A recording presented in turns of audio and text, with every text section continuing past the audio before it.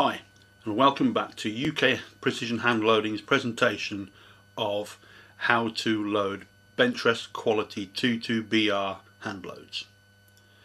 In part 1 of this short series of videos I took you through my own methods of case preparation. In this part I shall take you through how I actually load the prepared cases to a finished cartridge. The first operation in loading the 22BR case is actually to neck size, to give us enough enough tension in the neck to hold the bullet in place. Now I like to use a hand die and arbor press setup rather than the usual 7/8 threaded dies and standard press. Now these are what are called inline or hand dies.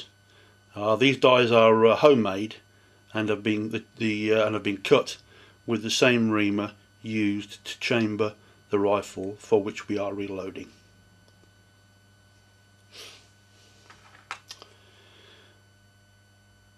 As you can see, there is a cap held onto the die with 2 screws, and that holds the decapping stem, which moves up and down like so and is operated by the press. And also, if you undo them 2 socket head screws, inside is a neck sizing bushing.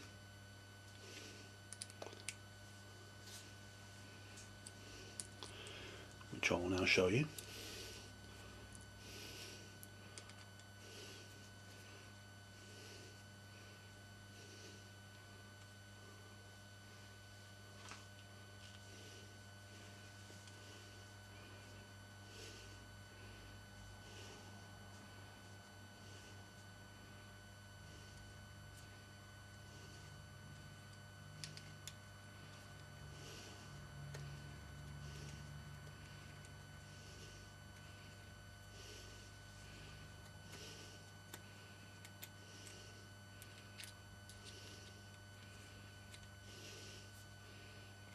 Just lift this out, put it down here,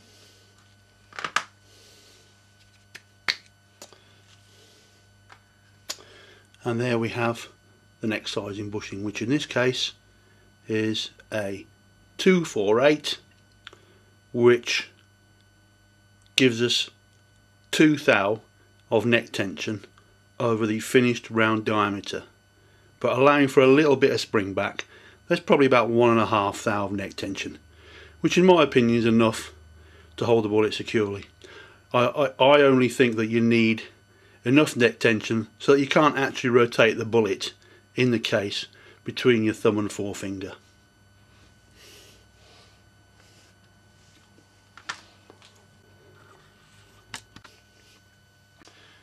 Right, what you see here is a die base, and all it does is allows the case to be pushed out of the die and supported and the die gets supported while the case is being extracted out of the die.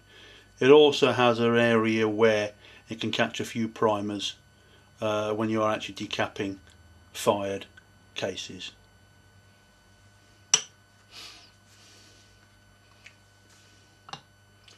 Now I shall go through the operation. I've reassembled the die, the press is set, and we shall now neck size the cases. Once again, we're going to use a small dab of the imperial sizing wax, just a little bit between your fingers, all that's needed.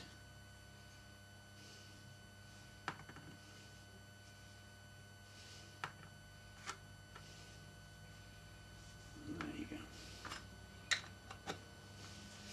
Very simple operation.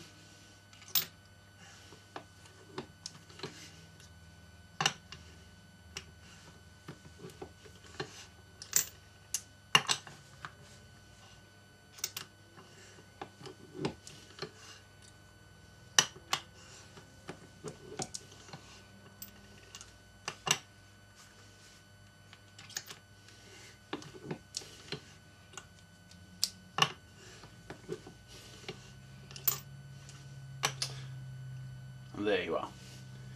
Case necks are now sized. However, the actual sizing bush only sizes approximately 2/3 of the case neck, and that is all that's needed to securely hold the bullet.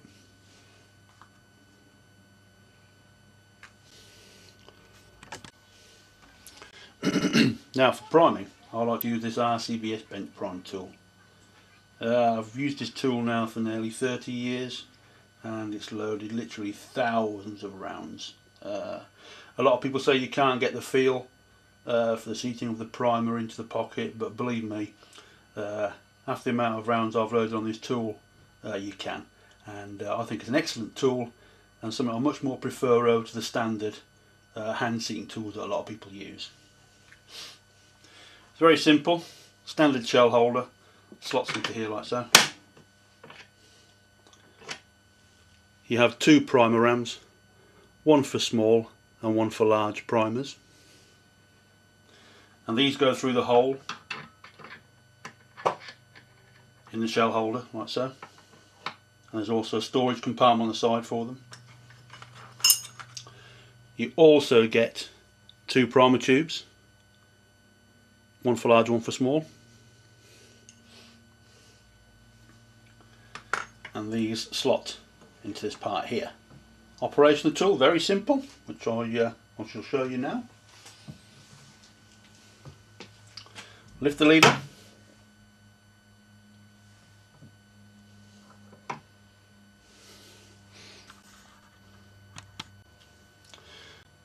Right, I've charged the primer tool and we can now prime the cases.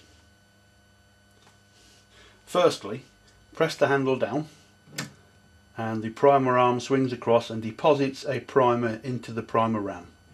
Like so.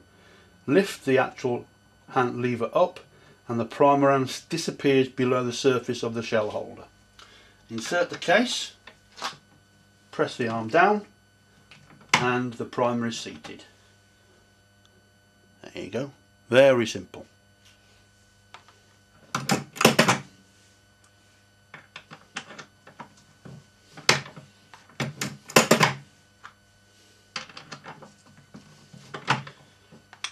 And dare I say, quick. There we go. 3 primed cases.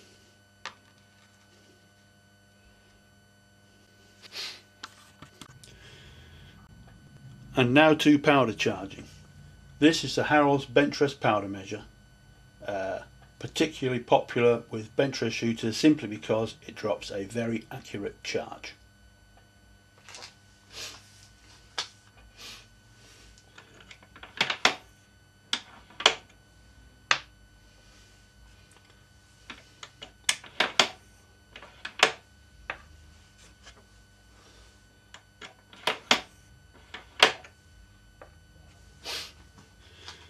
To be totally honest, there really is no need to weigh each individual charge when the ranges you're shooting at are up to around about 300 yards.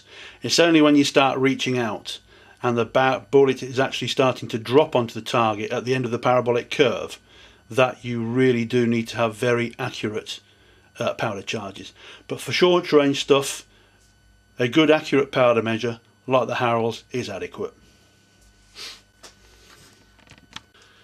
Now, warning about powder charging. I've deliberately not mentioned the charge weight and type of powder that I'm using in these hand loads. The reason being, this load has been developed by myself and is safe for use in my rifle. It may not, however, be safe in someone else's rifle. To err on the side of caution, I must say, always work to written data. Start at the lowest point for the load you are using and work your way up. This is purely for safety's sake, and I must emphasise that to carry on, be a safe hand loader, you should always stick to these rules. Okay, we now have our charged cartridge cases and they are now ready for bullet seating. Once again, we're using inline or hand type dies. This being an inline bullet seater with a Sinclair micrometer adjustable seating stem, which comes out like so. The die itself, once again, is a homemade item, made with the same reamer that was used to chamber the rifle in question, and because of the way it has been made, it is perfectly concentric.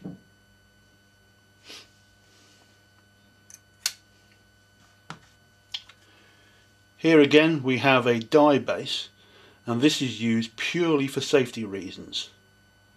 It allows the primer to have nothing underneath it, so that when the bullet is seated it can't be detonated while it is in the press.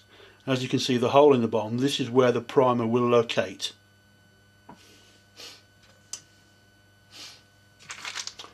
Bullets we're using today, Berger 55 grain match varmint. Now, the die has already been preset, so I shall just go through the process of seating the bullet using the Wilson style inline dies.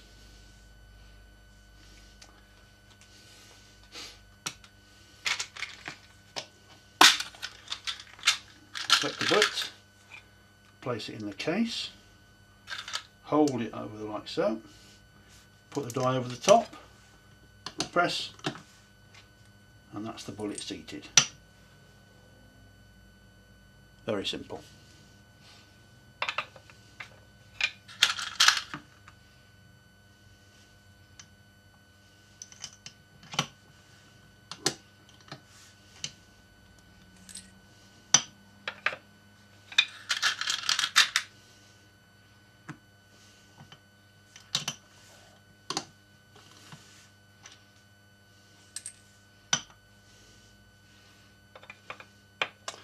And there you have it.